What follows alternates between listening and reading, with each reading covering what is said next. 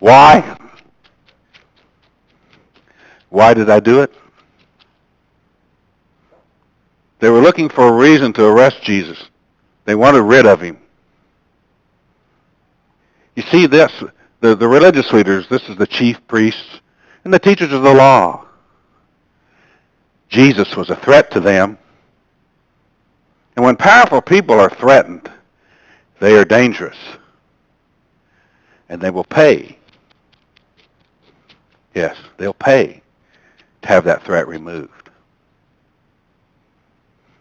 I told them that if one of his own would betray him, they would be able to arrest him. I mean, what simpler way to cast doubt upon who he was and maybe show that he's not what all he was cracked up to be if one of his own betrayed him.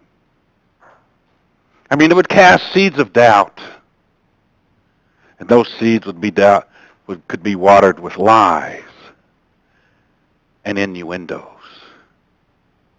And did I tell you? They would be generous. I told them it had to be at nighttime, away from the crowds. I told them that I would be there, I would know where he would be, and I would know what had to be done. Or I would know where he was at, and we could find him easily. And we struck a deal. I'm not sure, but I think Jesus might have known. But the disciples didn't have a clue. If they had, they'd have torn me apart. And if Peter had known, he would have killed me on the spot. But you know, Jesus just looked at me. And he told me to go and do what I must do. And I panicked. And I ran out of the room and went to the authorities. And I told them that tonight was the night we had to do it. So they gathered a mob. And there were no risks taken. These guys had swords. They had clubs. And you have never seen anybody with an attitude like these guys had. But I gathered them around. I told them, guys, listen. Now we have to get this right. We can't arrest the wrong person. We can't let him get away. We have to make sure we get him. And I told him, I said, the one that I kiss, that's the one. And that's what happened. But Peter tried to stop it. But you know, Jesus stopped him. And they took Jesus away. But you know, it was then, right then, that I realized that I was the one who had been trapped. I was the one who was in trouble. Jesus knew. Jesus knew where he had to be away from the crowds. He knew where he had to be so that we could arrest him. Jesus knew. It was as if he had planned it all, and he was in control. He knew what was going on. He had it all figured out. And that's when I realized that I had been trapped. Why? What? Who knows? I just did it. Why? I don't know.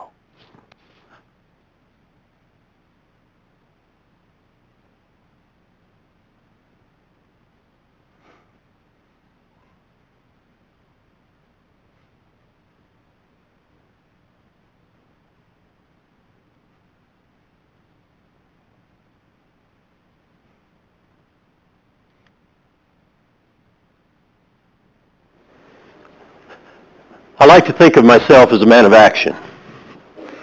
Assertive, decisive, and loyal.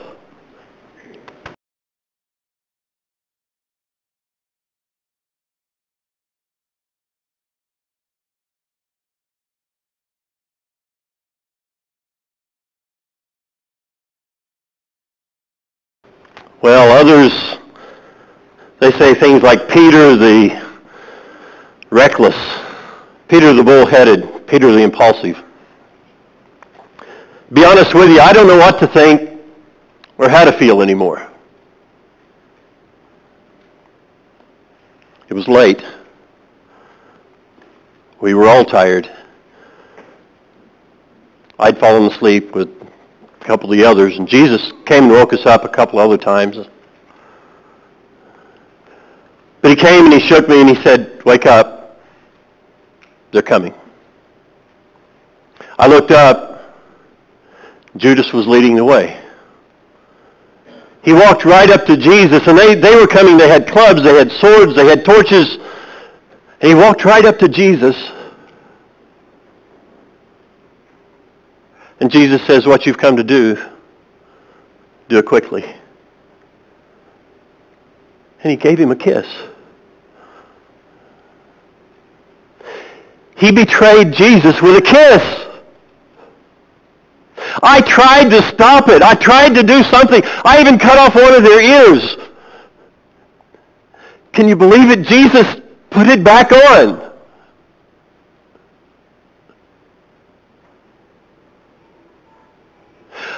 I tried. But he stopped it all.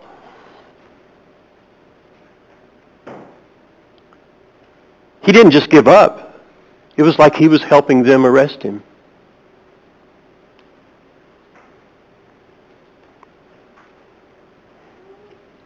It gets worse. I denied him. It was cold. I didn't know how many others were following, but I knew I was going to. And they had a fire outside in the courtyard. I was warming myself by the fire, and someone said, Aren't you one of them? Aren't you with Jesus?" I said, "I don't know what you're talking about." It's happened a couple more times. Finally, I said, "I don't know the man." I couldn't help it. I looked over, and at that moment, Jesus was looking at me.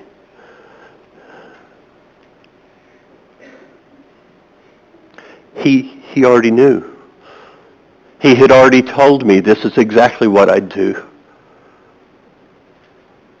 And that's the point. None of this surprised him. So he knew all along that I was going to do this, and he loved me anyway. He let me be his friend anyway, even though he knew what I was going to do.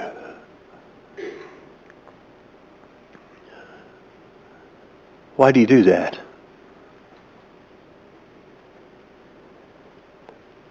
I should have been there for him. I should have at least stood with him, even if I had to die too. But they beat him, and then they killed him on a cross, and I watched. I like to think of myself as a man of action, assertive, decisive, loyal. Be honest. I don't know what to think or how to feel anymore.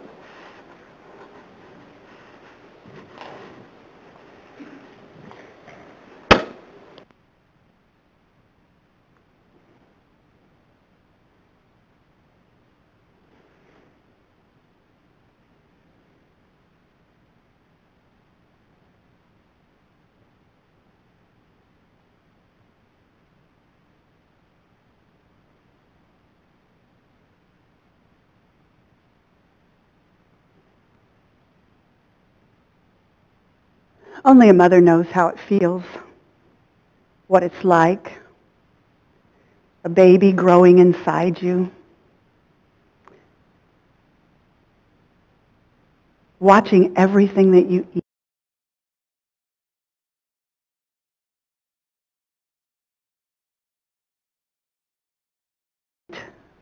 Make sure it's good for you and for him. Being exhausted because he's taking all of your energy, all of your emotions, your joy.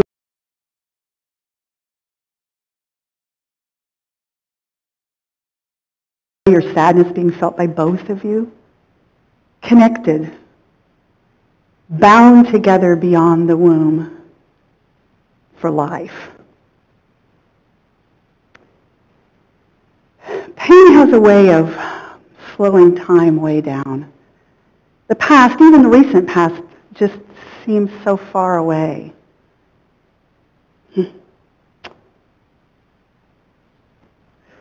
There was that visit from the angel with God's promises. There was that long, hard journey home because of the census. And then his birth in the stable.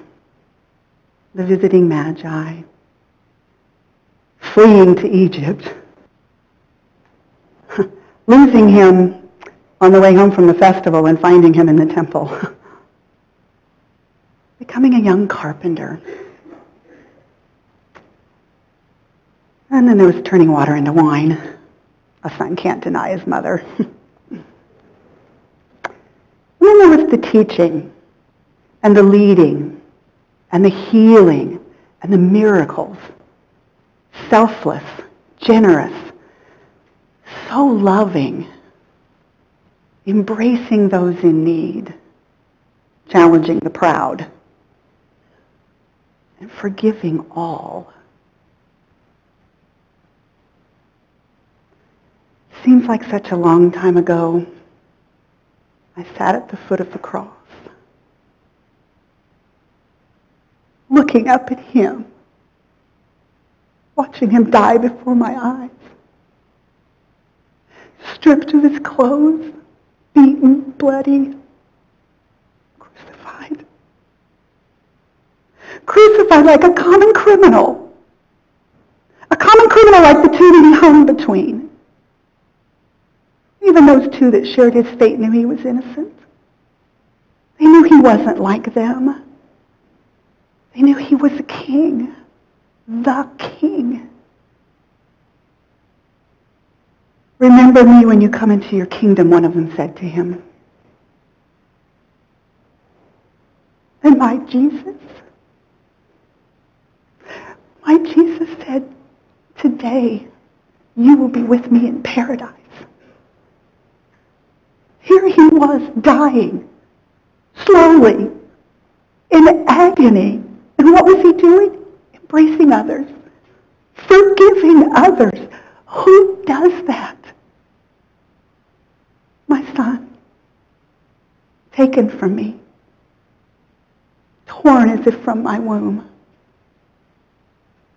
Only a mother knows how that feels.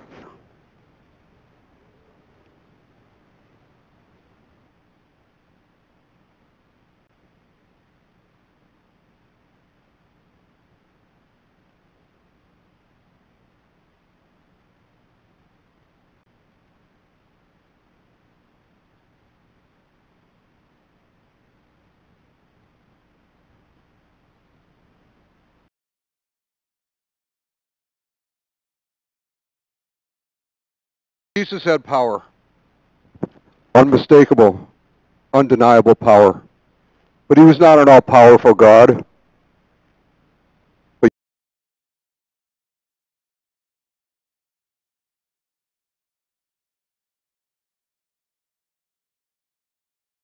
he was not disconnected either. He was powerful, but felt in a very powerful way. He laughed and he wept. He knew what it was to feel overwhelmed and to feel sorrow. At Gethsemane, he felt so overwhelmed, he said he could die under its burden.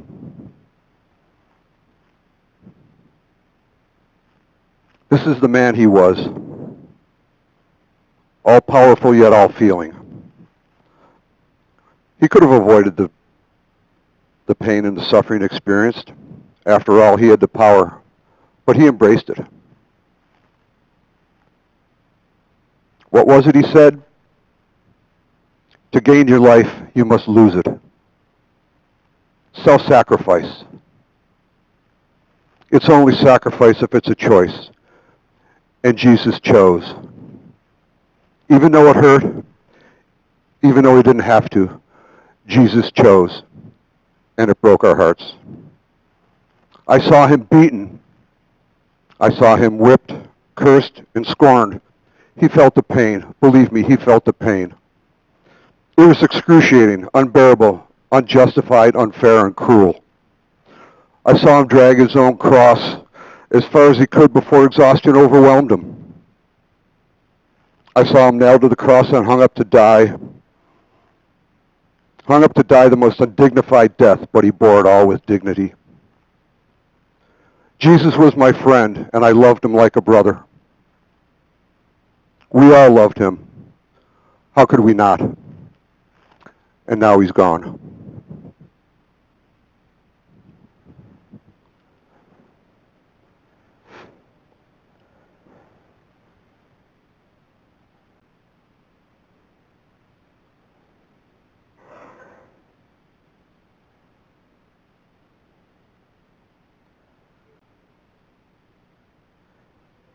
Jesus cared for everyone. He certainly cared for me. He healed me. He seen past all of my excuses, my fears. He understood my heart. He gave and gave and gave and gave. And then he had his life taken from him. And with that, my heart was broken. I was there that day when they crucified him with his mother. And even in the pure agony and torture of crucifixion, he wasn't worried about himself. Not my Jesus. He looked at his mom and he said, "Mom, this is your new son, John. John, this is your new mom." He could always find the good in everything, anywhere, or anyone. I knew where he was buried. And 3 days later, me and my friends, we took our baskets of perfumes to anoint his body. And on the way there, I got to thinking, I don't know if we were feeling defiant or just filled with grief and agony that we didn't know how we were even going to move that huge rock or how we were even going to get past all those guards.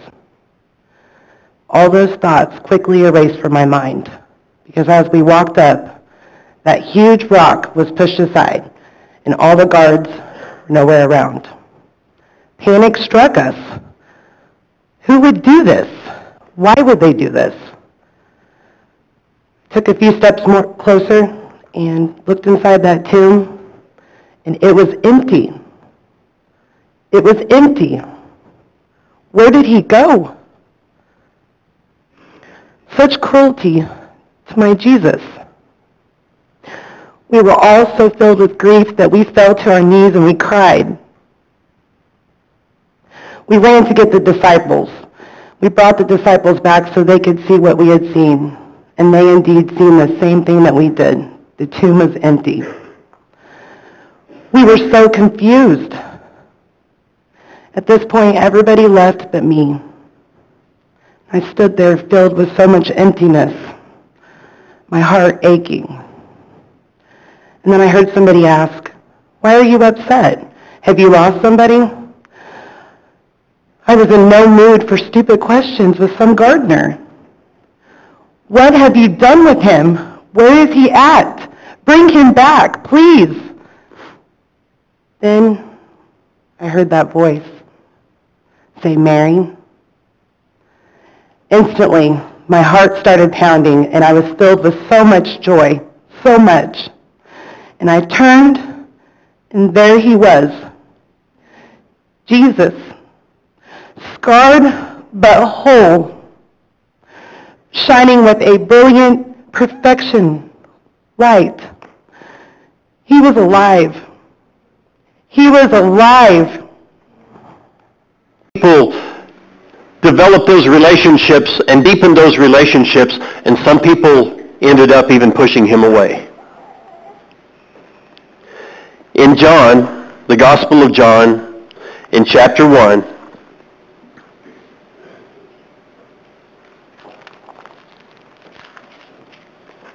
in verse 14 it says, "The Word became flesh and dwelt among us, and we saw his glory, glory as the only begotten from the Father, full of grace and truth." John testified about him and cried out, saying, "This was he of whom I said, 'He who comes after me has a higher rank than I, for he existed before me.' For of his fullness we have all received, and grace upon grace.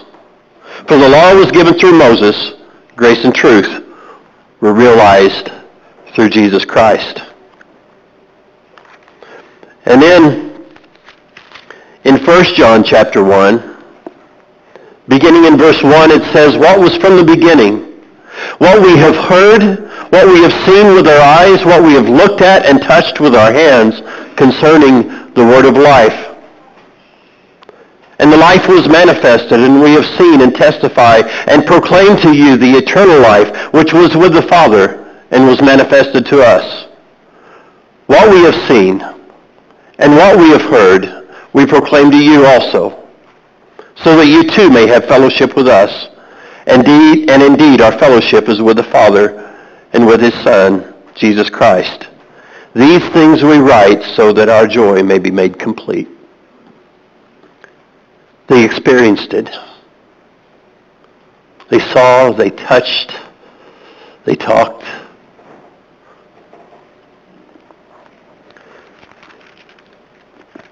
Peter says in 2 Peter chapter 1, in verse 16, "For we did not follow cleverly devised tales when we made known to you the power and coming of our Lord Jesus Christ, but we were eyewitnesses of his majesty." It's not made up. They went to their death testifying so. Praise team. Jesus, in revealing himself to the Apostle John, as John was in exile, the Isle of Patmos, reveals something, we call it Revelation. And in chapter 3 of Revelation, Jesus says in verse 20, "Behold, I stand at the door and knock. If anyone hears my voice and opens the door, I will come into him and will dine with him, and he with me." Jesus is wanting that kind of fellowship with you. He's standing at the door knocking. As with all of these that we've just seen portrayed, they had a choice whether to open that door, whether to continue to pursue that relationship, or whether to let it die. Today, knowing Jesus,